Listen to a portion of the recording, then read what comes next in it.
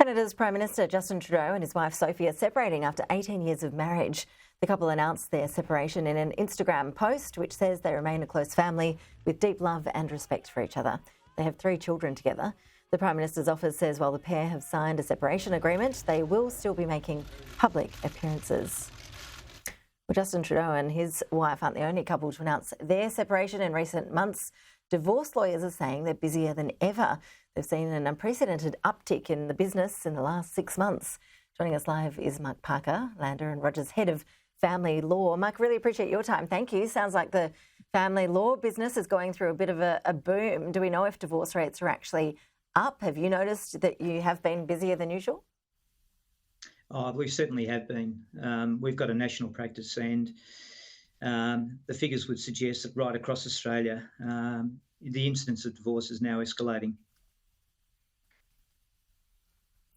And so why? What do we blame this on? Is it COVID? People spent too much time together during the pandemic. Did that give some people a motivation to have a fresh start, to do things differently?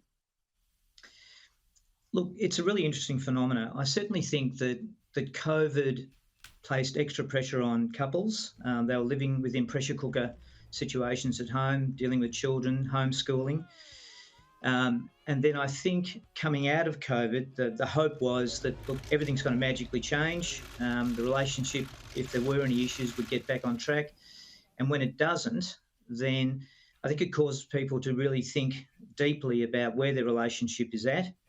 And these days with social mediums that cause people to reflect on their wellness, self-fulfillment, I think the incentive these days is nowhere near as strong as it once was for couples to stay together. And as more women experience financial empowerment, are you seeing more women driving the decision to divorce?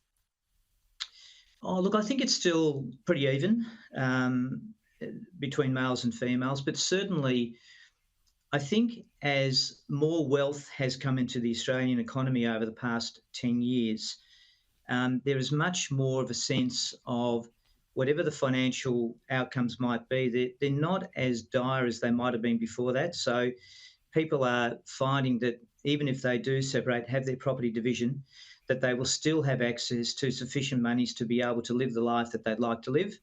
So I think that's made it a little bit easier for many couples. And together with child support legislation, opportunities for proper child support, women are much more inclined now to have returned to the workforce. So a lot of the historical financial impediments that once might have perhaps been a disincentive to separate are no longer in place. Mark, talk to us about prenups. Is this a big thing in Australia? Is it a growing trend to sign a prenup before getting married? It certainly is. Of all the trends, I think, which have impacted on family law in Australia, the preparedness of the Family Law Act to now recognise financial agreements, both prenup or nuptial or post-nuptial, has really been a huge source of growth. And you particularly see it now in family offices where the patriarch and the matriarch of a family might have created significant wealth, and they understandably are saying, look, this wealth is really there to inure for the benefit of our children and our grandchildren. And whilst they might not want to impact on the financial circumstances between the son-in-law and the daughter or vice versa as to what they might accumulate together, they certainly do want to protect the head wealth, if you like, that sits in the family constellation. And financial agreements now for second relationships are becoming absolutely paramount. People have been around, colloquially, the block once before, might have lost a significant portion of their wealth, and they don't want to see that to happen again. And they would rather have a template as to what might happen financially if they were to split up with their new partner, their wife, their husband, whatever. And a financial agreement does that. And they're being upheld by the family court. Done properly, they are binding. So you mentioned post-nuptial agreements. I haven't heard of these before. What happens there? What's the situation there in terms of you're already married and then signing a financial agreement about something that could happen down the track? Is that unusual? No, it's not. They're really your prenuptial and nuptial type agreements. Postnuptial is really an agreement that records a property settlement between parties, and it's being seen as an increasingly convenient way to record a property settlement without the need for parties to use the more traditional method of having orders approved in the family court. I think the most fundamental benefit of financial agreements, though, is that when parties enter into these agreements, they're required to set out with some detail what their financial circumstances are. And if they are done properly and they provide an easily understood formula as to what will happen in the event of a breakdown, parties have it there before them. They don't need to spend a lot of time on lawyers or ultimately, end up in the family court. And one of the problems we often find in family court matters is people can't recall what assets they might have had at the start of a relationship or what they were worth. A financial agreement overcomes that problem.